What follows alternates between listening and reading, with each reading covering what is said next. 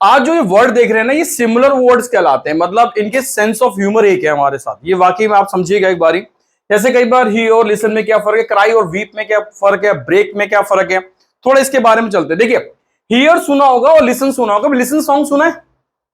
जब भी किसी भाषा को सुनते हैं, सुनिएगा लिसन, जब भी किसी लैंग्वेज को सुनते हैं तो वो लिसन की टिपिकल कंडीशन होती है और सॉन्ग को सुनना।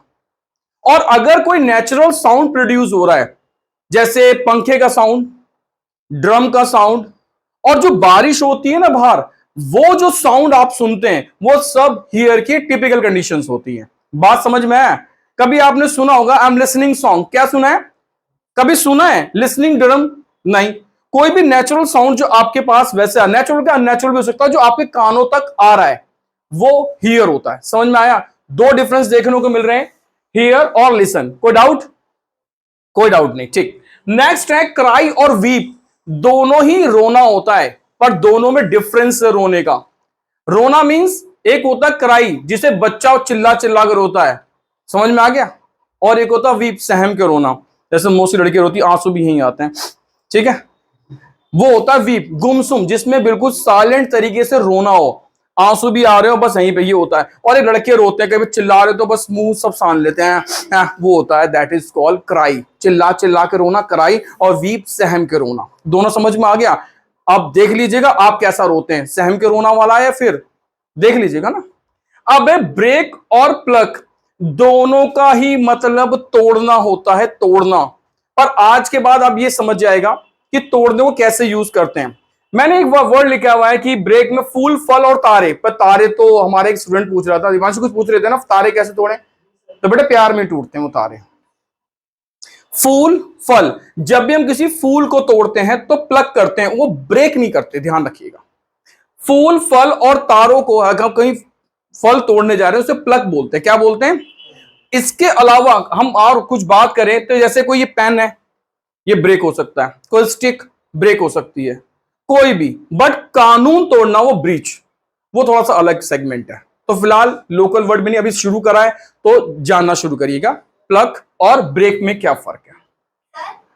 हमें सी, वॉच और लुक में बहुत कंफ्यूजन है, तीनों को एक ही समझते हैं देखना। ठीक है ठीक है, अभी हम चलते हैं फिफ्थ वाले पे, सी, लुक और वॉच में। बच्चों को इन छोटी छोटी बातों में बहुत ज्यादा कंफ्यूजन होती है, तो इसी पे आ रहा हूं, थोड़ी देर रुकते हैं। अब रीड और स्टडी में क्या फर्क है? देखिए, ये है न्यूज़पेपर, ले लेते हैं।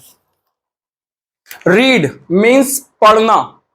जब हम किसी चीज को पढ़ते हैं, जैसे न्यूज़पेपर ले लिया, ये हम रीड करते हैं, यानी जो उसमें लिखा हुआ उसे पढ़ते हैं। बट इसका अध्ययन करना कब बना था? राइटर कौन है, एडिटर कौन है? जब किसी का अध्ययन करते हैं तो उसे स्टडी बोलते हैं। क्या बोलते हैं उसे? किसी चीज को रीड करना। नॉर्मली रीड, एक बुक रीड कर रहे हैं, बट बुक किसने लिखी, कब लिखी, राइटर कौन है, कहां से बुक को रिसोर्स उठाया, वो सब उसको अध्ययन। हम स्कूल में क्या करते हैं? स्टडी करते हैं, रीड नहीं करते हैं। Is that clear? कोई डाउट? ठीक। नेक्स्ट है सी, वॉच और लुक। जब भी कोई चीज स्टेबल पोजीशन में हो, जैसे जो रुकी हुई है, ध्यान सुनिएगा, ज्यादा एग्जांपल लिखे नहीं, बता रहा हूं। ताजमहल देखा है, वो एक प्लेस पे है। कुतुब मीनार प्लेस पे है। इंडिया गेट प्लेस है। ये सी है सारे, जो स्टेबल है, जो स्टेबल है। बात समझे? वो आपको क्या लगाएंगे? सी। हमने बोला होगा आई सॉ द ताजमहल, कभी बोलते आई वॉच द ताजमहल, नहीं लगता। जो चीज रुकी हुई है वो सी है, और जो चीज मोशन में है, जो हिल रही है, जैसे मैं यहां खड़ा हो गया ऐसे, that is called see, watch. समझ में आ रहा है? अगर मैं मोशन में हूं तो वॉच, ध्यान रखिएगा। वॉचिंग मूवी, जो चीज रनिंग में है, तो इसमें लिखा हुआ है जो स्टेबल है बिल्कुल, वो क्या लगता है? सी। और जो चीज मोशन में है वो क्या लगता है? वॉच। और अब है लुक, क्या होता है? इस तरीके से घूरना, टकटकी बांध के घूरना। लोग एक दूसरे को निगाह भी नहीं डालते, अगर देखना शुरू करा किसी को तो बस, दैट इज कॉल्ड लुक। किसी पिक्चर के आगे खड़े हो गए, या फिर कोई सीनरी लगी हुई है, उसे बहुत अच्छी लग रही है, उसका देखते रह जाते हैं ना, दैट इज कॉल्ड लुक। बात समझ में आ गई? पीप झांकना बोलते हैं। Just peep into your own collar, अपने कॉलर में एक बार झांक के तो देखिए, वो गिरबान में झांकने वाली बात होती है। और कुछ इसके अलावा? आगे चलते हैं। हाँ, अब चलते हैं होम और हाउस में क्या फर्क है? देखिए, आप लोगों को जो भी पता, थोड़ा सा इंग्लिश में आगे चलते हो, कहता है जुग्गी वाला होम, कहता है लेंटर वाला होम, कोई अरे नहीं नहीं नहीं, होम होता है स्वीट सा होम। आपने स्वीट होम सुना होगा ना, स्वीट हाउस नहीं सुना होगा, बता रहा हूं, जहां मियां बीबी रहते हैं और एक बच्चा या दो बच्चे, दैट इज कॉल्ड होम। क्या बोलते हैं? होम। और अगर फूफा चाचा मौसा के चार फूफा, जिसे हम जिला कह सकते हैं, दैट इज कॉल्ड हाउस। बात आ गई समझ में? जहां दो तीन लोग रहते हैं, that is called sweet home, और जहां जनसंख्या, वो हाउस है आपका। बात आ गई समझ में? होम और हाउस में फर्क समझ में आ गया होगा, ठीक है। अब है बाय और परचेस में, मैंने इसमें लिखा है बाय और परचेस में फर्क क्या है। जब भी हम कोई चीज स्मॉल अमाउंट में खरीदते हैं, आप सब्जी लेने गए, समझ लो, नॉट सब्जी वाले भैया, हाँ, सब्जी लेने गए तो वो बहुत, हम बाय वेजिटेबल, आप परचेस नहीं लगाते। और अगर हम किसी घर को खरीदने जाते हैं, वो 5 लाख 10 लाख 20 लाख 50 लाख का हो सकता है, वहां परचेज लगता है। जब अमाउंट बल्क में हो तो वहां परचेज लगता है, और अमाउंट जब बहुत छोटा हो तो वहां क्या लगता है? बाय। इतना समझ में? अलग-अलग होते हैं सर, मुझे तो लगता था ये दोनों सेम होते हैं। हाँ, ये ऐसे जो कॉमन में कहीं जाते हो तो हम बोलते हैं कि परचेस और बाय दोनों एक साथ निकल आता, पर इसी का मतलब एक्यूरेसी होता है कि हम कहां कौन सा वर्ड यूज करें, ठीक है। नेक्स्ट, अब है ब्रिज और फ्लाईओवर। मोस्टली क्लास को पता होता है ब्रिज और फ्लाईओवर का मतलब क्या होता है। जो पानी के ऊपर बना होता है वो ब्रिज होता है, सिंपल। और जो रोड के ऊपर बना होता है फ्लाईओवर। इसमें ज्यादा कोई टफ नहीं है। अब है कुक और मेक में क्या फर्क है, पहले मैं आपको, कुक का मतलब क्या होता है, मेक का मतलब क्या होता है। किसी भी चीज को आप फुल कुक करते हैं, फुल, जैसे बहुत तेज आंच करी, खाना लिया कुकर में बना के सत्यानाश करके निकाल लिया, दैट इज कॉल्ड कुक। और मेक होता है कोई स्टीम से बनाना, मेकिंग मैगी होता है, चाय भी मेक होता है, जो हम बोलते हैं मोमोज वोमोज, ये सब मेकिंग के उसमें। कुकिंग मतलब फुल कुक करना। जब आप रात का डिनर बना रहे होते हैं वो फुल कुकिंग होता है। क्या होता है? वो कुक होता है। मेक कभी मत बोलिएगा, क्योंकि जो स्टीम भाप से बनता है वो मेक होता है।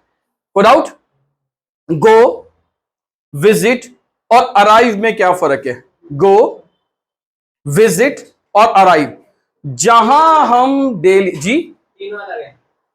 तीनों, हाँ गो मतलब जाना, हाँ, विजिट मतलब देखना, और अराइव मतलब कहीं पे पहुंचना। सही बात है।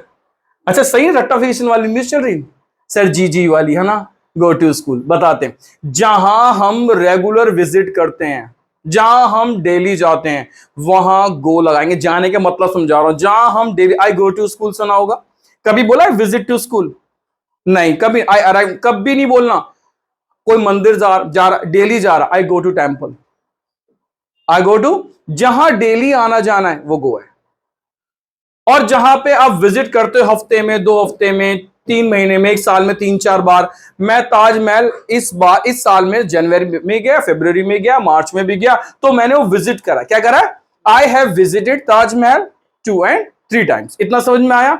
जहां हम रेगुलर जा रहे हैं वहां क्या है? गो। और जहां हम गैप ऑफ टाइम पीरियड में जा रहे हैं वो क्या आपका? विजिट। अब है अराइव्ड, बहुत अच्छा वर्ड है अराइव्ड, जहां पर आप पहली प्लान कर ले, पहले मैं रेलवे स्टेशन जाऊंगा, फिर मैं ताजमहल जाऊंगा। First of all I will arrive at railway station, then I will arrive Taj Mahal. जहां आप प्री प्लान हो पहले ही, तो वहां अराइव लगता है। क्या लगता है? वहां गो या विजिट का कोई भी खेल नहीं है। विदाउट नेक्स्ट वर्ड चलता है स्विम और फ्लोट। दोनों को ही तैरना बोलते। स्विम का मतलब भी तैरना, पर फ्लोट का मतलब भी तैरना। कुछ लोग कहते हैं पानी के नीचे, नहीं नहीं नहीं नहीं, सुनिए, जो ह्यूमन बीइंग है, जो, इसको मैं वैसे समझाना चाहूंगा, जो जन्म से ही स्विमिंग जानता है, जैसे जानवर, डक जानते हो, डक फिश जानते हो, वो हमेशा फ्लोट करती है। क्या?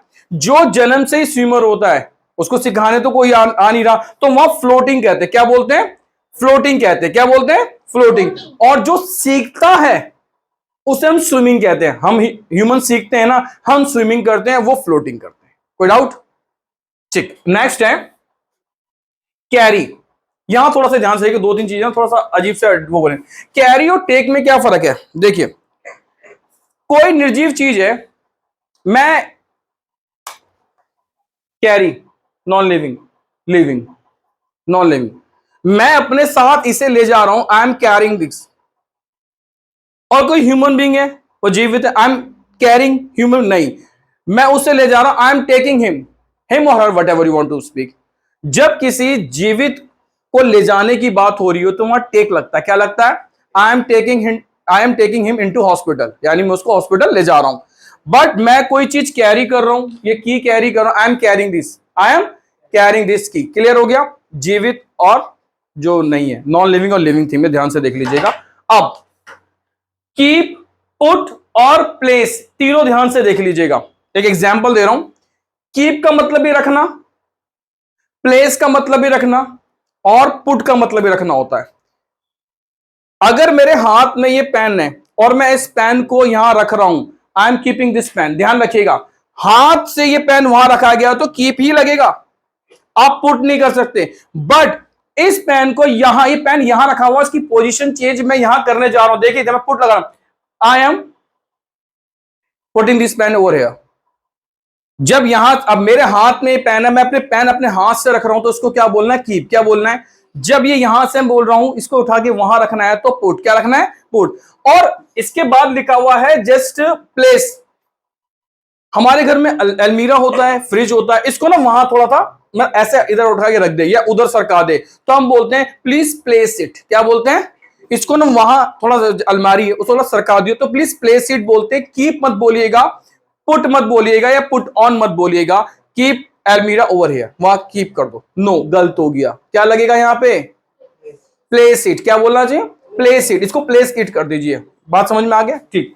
अब है रूफ और सीलिंग, बहुत अच्छा वर्ड है।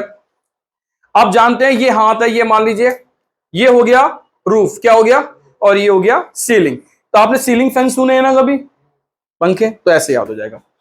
स्पीक से और टेल में क्या फर्क है सुन लीजिएगा। कुछ बच्चे स्पीक को आई am speaking speaking speaking speaking, telling telling telling ऐसी करके बोल रहे, स्पीकिंग टेलिंग को फर्क ही नहीं छोड़ा। जब हम लोकल कम्युनिकेशन में आपसे बात कर रहा हूं, हम स्पीकिंग कर रहे हैं, क्या कर रहे हैं? How are you? I am fine, what about? I am also, बस ठीक है। ये जब हम लोकल लैंग्वेज स्पीकिंग कर रहे हैं, क्या कर रहे हैं हम? ये स्पीकिंग से, रुक जाओ मैं तुमसे कुछ ना कहना चाहता हूं, वो स्पीकिंग नहीं है, आपने प्लान बनाया उसका। आपने बोला I want to say you something, सुना होगा ना आपने, I am speaking to something you, ना अजीब सा लग रहा है। I want to say you something, I want to कुछ कहना चाहता हूं, वो प्लान है। जब कुछ ऐसी चीज, प्लीज सुनिए, एक दो ही वर्ड है, 5 ही वर्ड है, please listen to me, I want to say you something. बात समझ में आ गया? स्पीकिंग कॉन्वर्सेशन हो रही होती है और कुछ कहना चाहते प्लान में, सो आई want to say you something, मैं कुछ प्लीज, बात आ गई समझ में? और टेलिंग का मतलब भी बोलना होता है, बट ये आंसर में होता है। आप मुझसे बोलेंगे कि आप कल कहां थे, तो आई am telling you, I M.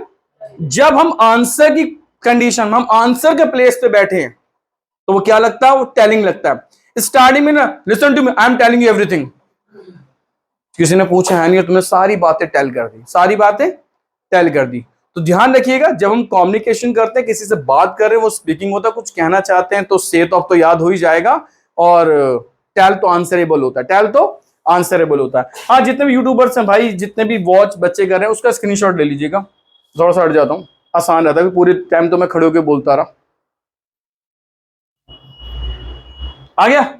हाँ, स्क्रीनशॉट ले लिएगा, काम आएगा भाई, डिस्क्रिप्शन में डाल दें, सारे नोट्स डाल देंगे। कुछ क्वेश्चन है आगे समझ सही तरीके से? तो यस का आंसर करिए एक बारी, तेज की, बोला सर जी जी, बस थैंक यू वेरी मच, होगी क्लास।